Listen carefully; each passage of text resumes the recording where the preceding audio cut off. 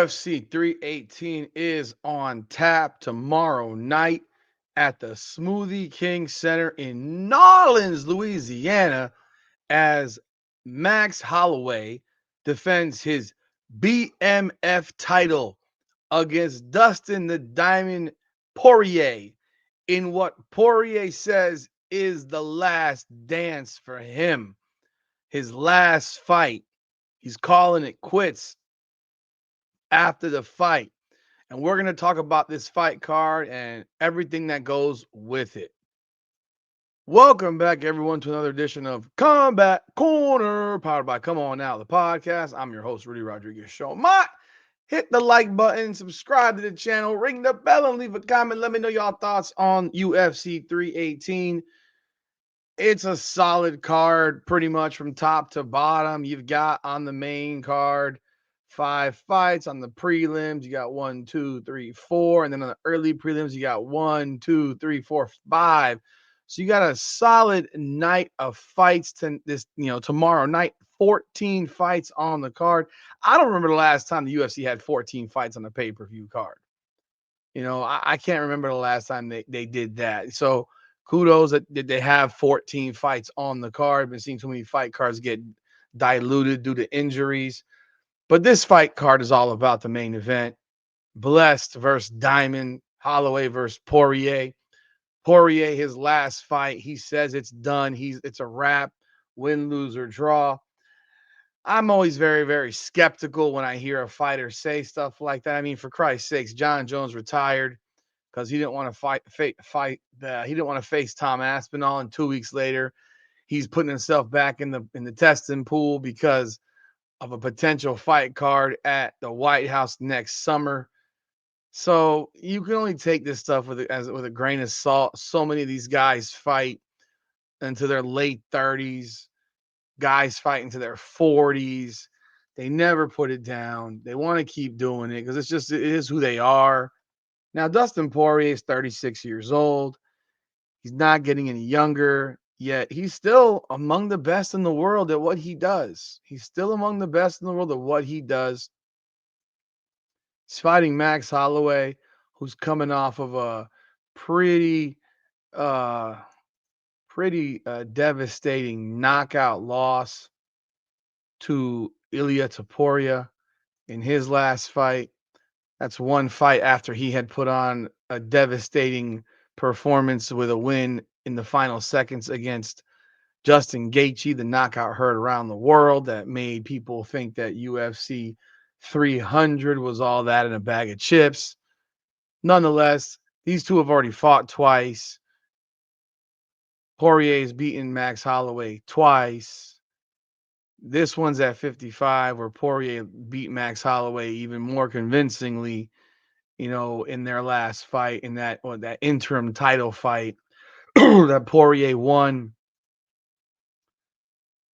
What do people think of this card? I don't know. I think it's a solid card. Is it a great card? No, but it's solid. And this is really about watching Dustin Poirier and what happens with him and what he decides to do after this fight, even though he says he's out no matter what.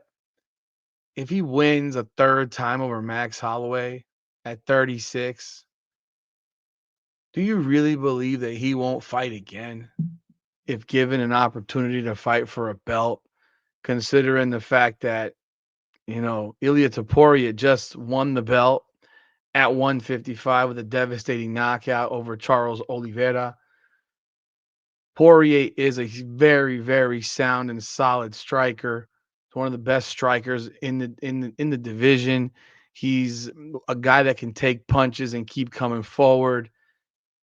If he doesn't have to worry about a knockout, I'm sorry, a takedown. If he doesn't worry about a takedown, then really you're gonna have largely a stand-up fight with him and Topuria if that was to happen.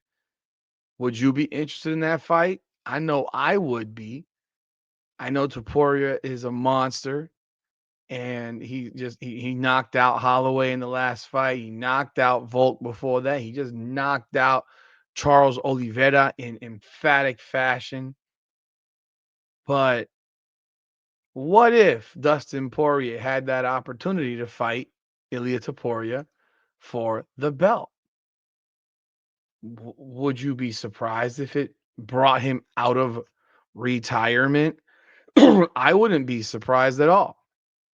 And a win over Max Holloway would give him a true argument for it because Topuria just knocked out Oliveira. Gaethje got knocked out in his last fight. Well, no, I'm sorry, that was 2 fights ago. He beat Fiziev last fight. He got knocked out by Holloway. I know he beat Poirier before that. Would Dustin entertain a third fight with Gaethje to set up a title fight? See, again, I'm speculating now. I'm speculating. This fight, BMF belt, I don't care about BMF belt. I think BMF belt is silly. I've always thought it was a gimmick, and I thought it was made to con people and make them think there's something important. The fight is important in itself. This is a great fight between two great competitors. You don't need a BMF belt to make it a fight worth watching. It's going to be a fun fight, action packed. Expect it to be nothing but hands. Don't expect any takedowns or any attempts at takedowns. I expect Dustin Poirier and Max Holloway to battle it out fist for fist and just go at each other for 4 or 5 rounds. I can't. I mean, could there be a stoppage? It's always possible. But I mean, now considering Max Holloway just got knocked, his head got knocked off by Taporia, could he now be susceptible to knockout? We'll see. But it will be a great fight. I have no doubt. It will be a fun fight. And whoever wins, I do think it puts them in a conversation. Again, this is if Dustin Poirier wants it. I think whoever wins this fight does put them in a legitimate conversation to face Ilia Topuria for the belt at 155. I do think that a win by Max Holloway gives him a conversation about a rematch with Topuria. I know we're ignoring Arman Sarukian and all that stuff, and I know the reality is as Topuria still wants to fight Islam Makhachev, but at the end of the day, money's money, business is business, and you still have to have a defense of that 55 belt.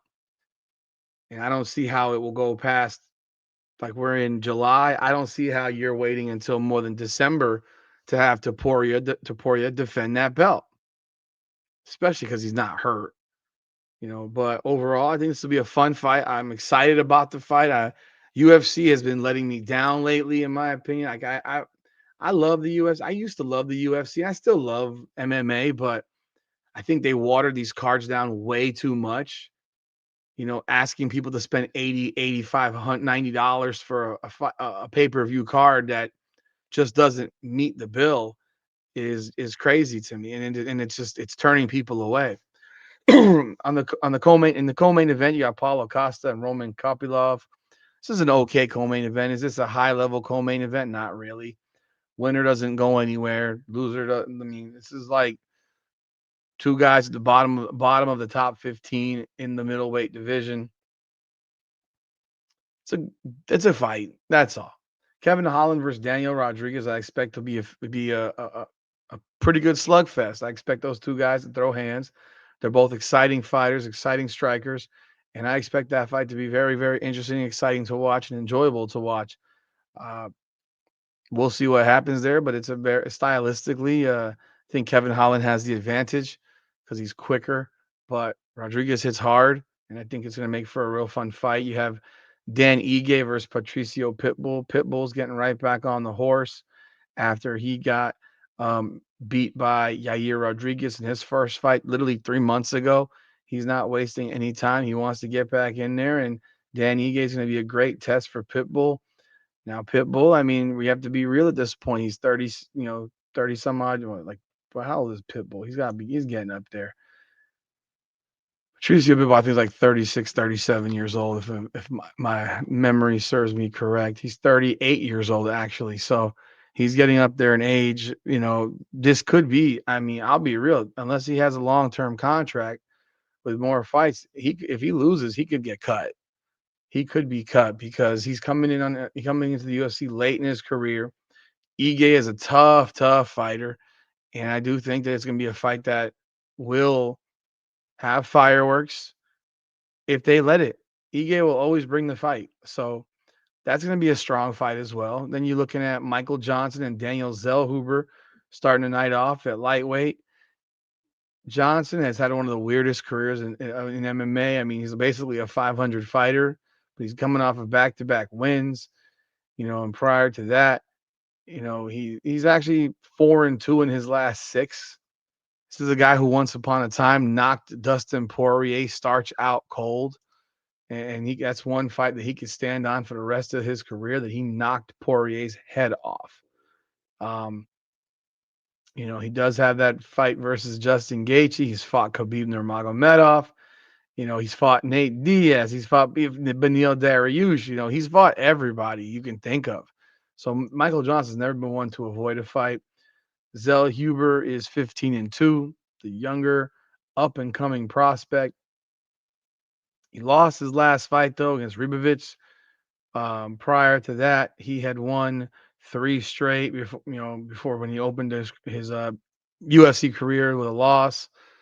But this should make for an interesting fight. Johnson is always big to step up in big situations, but he also is always susceptible to being planted as well. Prelims, you got Kyler Phillips, Vinicius Oliveira, Marvin Vettori versus Brandon Allen. I remember Vettori and Brandon Allen, they went at it at the Hard Rock after a BKFC fight, if my memory serves me correct, in the casino, no less, going at it with each other. I guess they finally get to settle a score here. And this is a prelim fight. Vettori on the prelims is wild to me.